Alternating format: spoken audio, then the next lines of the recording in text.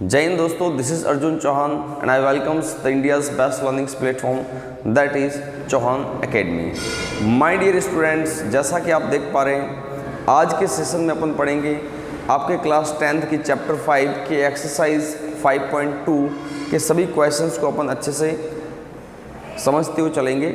तो my dear students, इस पूरे एक्सरसाइज के अंदर जो इम्पॉर्टेंट चीज़ है वो मैं आपको बता देता हूँ, वो आपको ध्यान में रखनी है।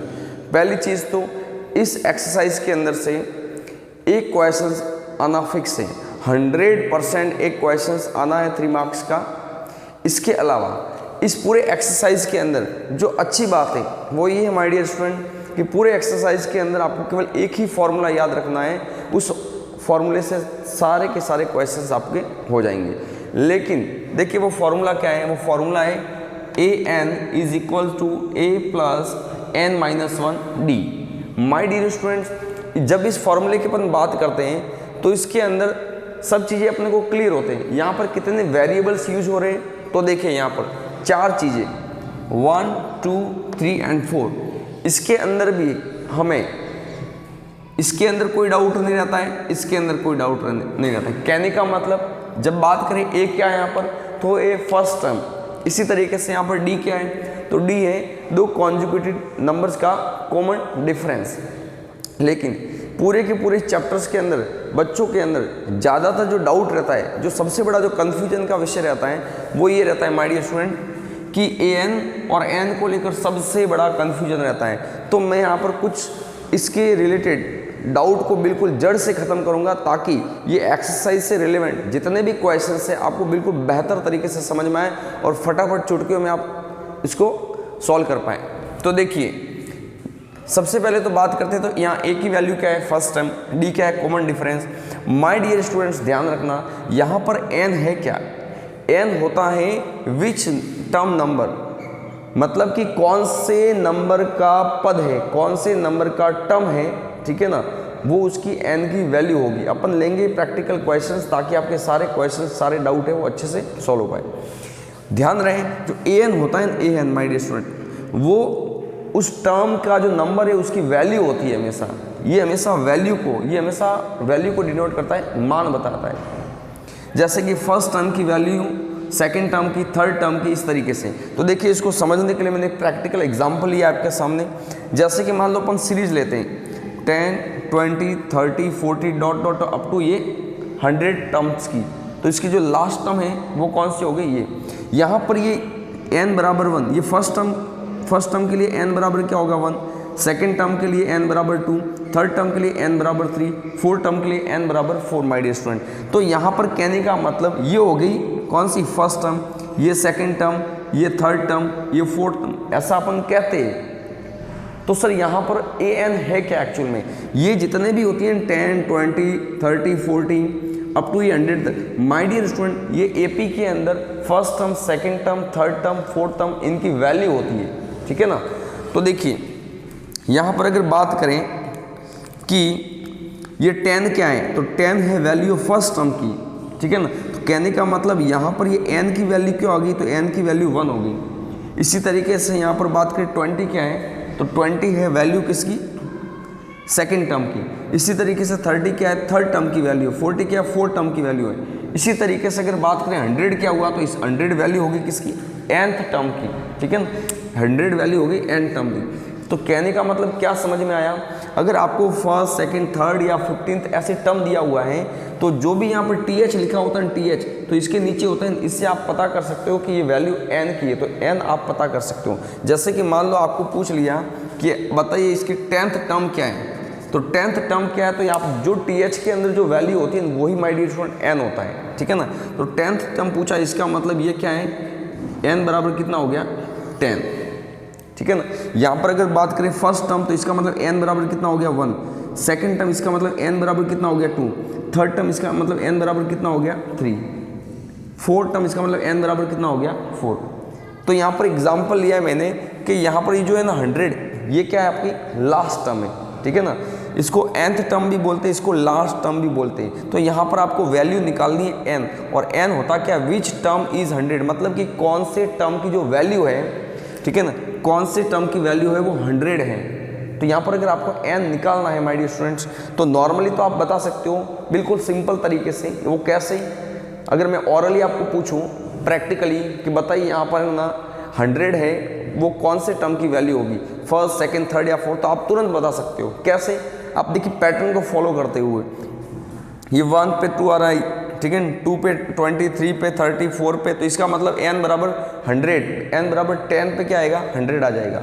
लेकिन इस क्वेश्चंस को किस तरीके से करना है, ठीक है ना, अगर मान लो ये वैल्यू है वो चेंज हो जाती है, तो किस तरीके से करना है उसको अपन समझते हैं। देखिए जैसा मैं समझाता हूँ बिल्कुल मेरे तरीके को, आपको अप्रोच को फॉलो करना है। फिर देखिए पूरी की पूरी एक्सरसाइज में कोई डाउट नहीं रहने दूंगा मैं। तो यहाँ पर जैसा कि आप देख पा रहे हैं n को निकालना है, तो फॉर्मूला अपन वो यूज करते हैं, क्या यूज करते हैं,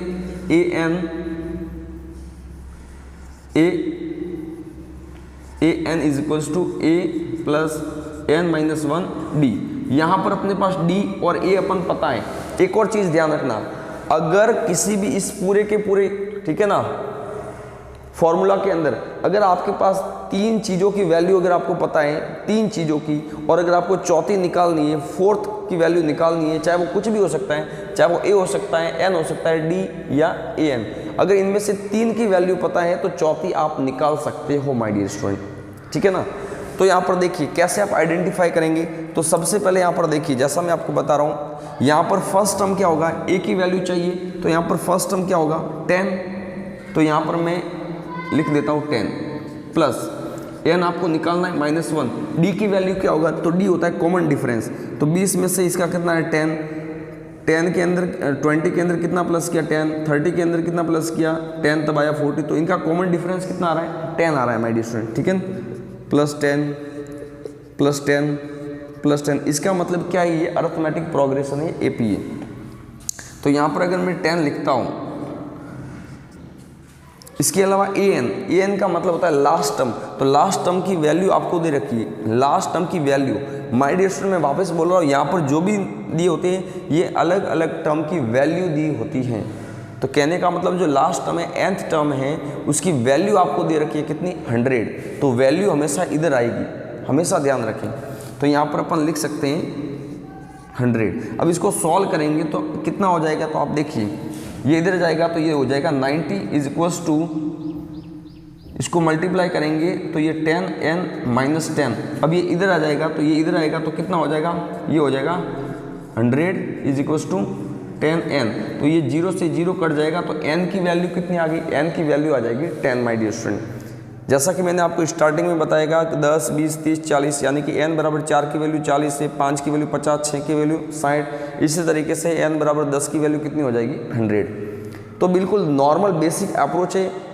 मेरे ये क्वेश्चंस लेने का, ये समझाने का मेन उद्देश्य ये है कि आपको जो डाउट होता है n और an को लेकर, वो डाउट आपका नहीं रहना चाहिए। इन दोनों का कन्फ्यूजन हमेशा के लिए आपका दूर हो जाना चाहिए, एक तो इसको और एक इसको माय डियर स्टूडेंट। बाकी तो a और d तो आप पता कर लेते हो। अच्छा, यहाँ पर मैंने एक और सेम सीरीज को लिया है, तो क्वेश्चंस किस तरीके से आते हैं उसको समझना है। अगर ये 2 एग्जाम्पल अगर आपको समझ में आए, तो अगर मैं दूसरे क्वेश्चन लूँगा तो आप तुरंत कर लूँगा, आपके जहन में आ जाएगा अच्छा nth फाइंड आउट करना है या an फाइंड आउट करना है। कई बार दिक्कत होता है कि समझ में नहीं आ रहा है कि सर इसके अंदर n की वैल्यू फाइंड आउट करना है या हमें an की वैल्यू फाइंड आउट करना है, ठीक है ना। इसी वजह से मैंने क्वेश्चंस को लिया है। अब देखिए आगे अपन समझते हैं। 10, 20, 30, 40 इस तरीके से सीरीज चल रही है। यहाँ पर पूछा है find the value of 10th term, तो जब भी ऐसा पूछा जाए find the value of 12, 20 term, 30 term, 13 term, 17 term, तो हमेशा ध्यान रखें इसके अंदर आपको n ऑलरेडी गिवन है, आप n है वो आइडेंटिफाई कर सकते हो। कैसे, तो देखिए जब 10th टर्म की बात आ रही है, इसका मतलब ये है ना n बराबर कितना है, n बराबर 10 है, ठीक है ना। आपको वैल्यू किसकी निकालनी है, 10th टर्म की वैल्यू निकालनी है। तो नॉर्मली इस फॉर्मूले से अगर आप यूज करोगे तो n की जगह यहाँ पर क्या रखोगे, n की जगह आप 10 रखोगे इसी फॉर्मूले के अंदर। a की जगह a की वैल्यू कितनी आ रही है 10, इनका डिफरेंस कॉमन डिफरेंस कितना आ रहा है 10, यहाँ पर n की जगह मैंने क्या रखा 10। अब इसको आप सॉल्व करेंगे तो ये तो हो जाएगा 10 प्लस 10 - 1 हो जाएगा 9 इंटू 10, इसको सॉल्व करेंगे तो आंसर आ जाएगा 100, जो कि हम यहाँ पर भी देखा कि लास्ट टर्म है वो 10th टर्म कितना आ रहा था 100।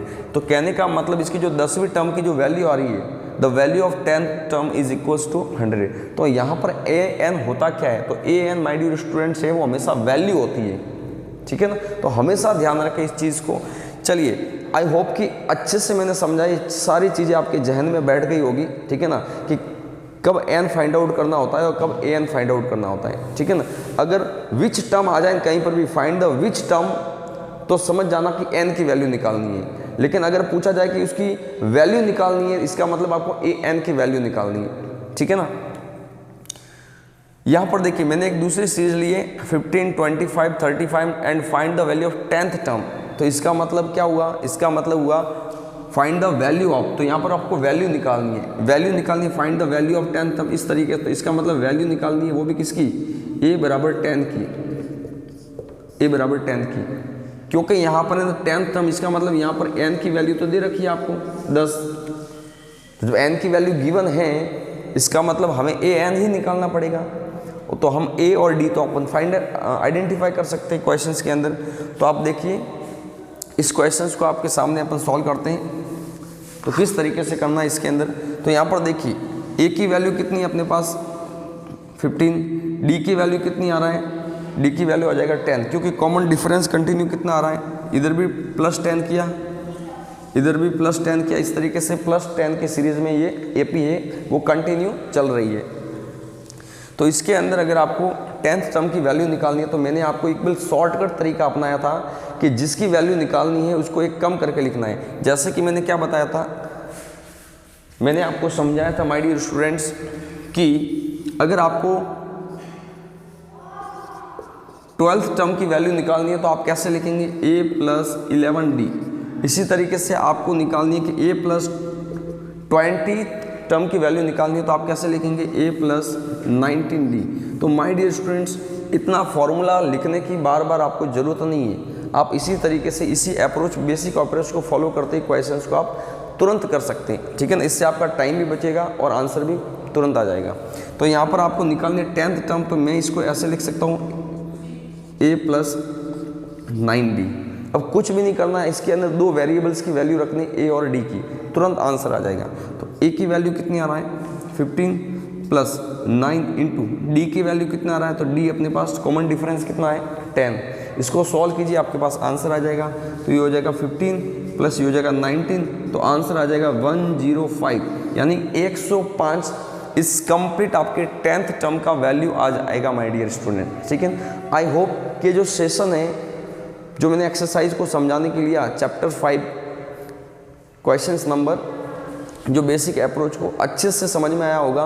एन और ए एन को लेकर जो डाउट है, जो कन्फ्यूजन रहता है, वो सारे के सारे डाउट्स क्लियर हो गए होंगे। तो अगर ये वीडियो मेरा पसंद आया है तो please like, share and subscribe this channel, और ज़्यादा से ज़्यादा अपने फ्रेंड सर्कल्स के अंदर, ठीक है, उसको भी शेयर कीजिए ताकि उनको भी बहुत सपोर्ट मिले, वो भी समझ पाए। तो आज के लिए इतना ही। Thank you so much. जय हिंद, टेक केयर, बाय बाय।